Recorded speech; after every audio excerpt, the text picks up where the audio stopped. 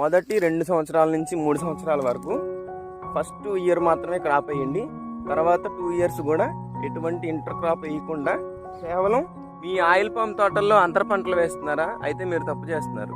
Video skip చేయకుండా last వరకు చూడండి. కారణాలు ఏంటో అన్నీ క్లియర్గా చెప్తాను. ఈ మొక్క వయసు కేవలం 2 సంవత్సరాలు. నా వెనకమాల చూస్తున్నారు కదా, సో నాకు డబుల్ హైట్ అంటే దాదాపు 13-15 అడుగుల వరకు ఈ మొక్క అనేది హైట్ రావడం జరిగింది.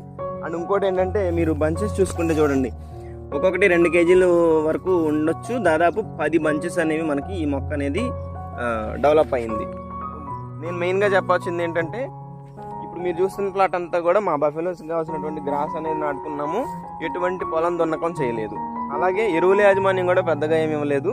కేవలం మనం ఈ రైనోసెరస్ బీటల్ కంట్రోల్కి మువ్వలో మనం కరాటే అనేటువంటి మందు మాత్రమే స్ప్రే వాటర్ ద్వారా ఇవ్వడం జరిగింది మువ్వలో డైరెక్ట్గా. అండ్ ఫైనల్గా రిజల్ట్ వచ్చేసి మీరే చూస్తున్నారు కదా, ఒక్కొక్క గెల 2 నుంచి 3 కేజీలు ఉంటుంది. 10 గెలలు అనేవి మనకి రావడం జరిగింది. సో ఈ రకంగా మనం అంతర పంటల్ని వేయకుండా కేవలం పామాయిల్ ప్లాంటేషన్కి మాత్రం ఇంపార్టెన్స్ ఇచ్చినట్లయితే రెగ్యులర్ వాటరింగు, అలాగే రైనోసెరస్ బీటల్ కంట్రోల్ ఈ రకంగా చేసుకున్నట్లయితే మంచి గ్రోత్ అనేది వచ్చి రాబోయే సంవత్సరాల్లో ఈల్డింగ్ అనేది మంచిగా ఉండడం జరుగుతుంది. సో నా సజెషన్ ఏంటంటే, పామాయిల్ సాగు చేసేటువంటి రైతులందరూ కూడా మొదటి 2 సంవత్సరాల నుంచి 3 సంవత్సరాల వరకు ఫస్ట్ ఇయర్ మాత్రమే క్రాప్ వేయండి.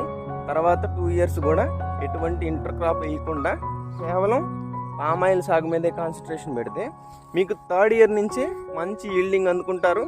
అలాగే ప్లాంట్ గ్రోత్ కూడా బాగుండి మీకు ప్రాఫిట్ అనేది ఎక్కువ ఉంటుంది, ఈల్డింగ్ కూడా బాగుంటుంది.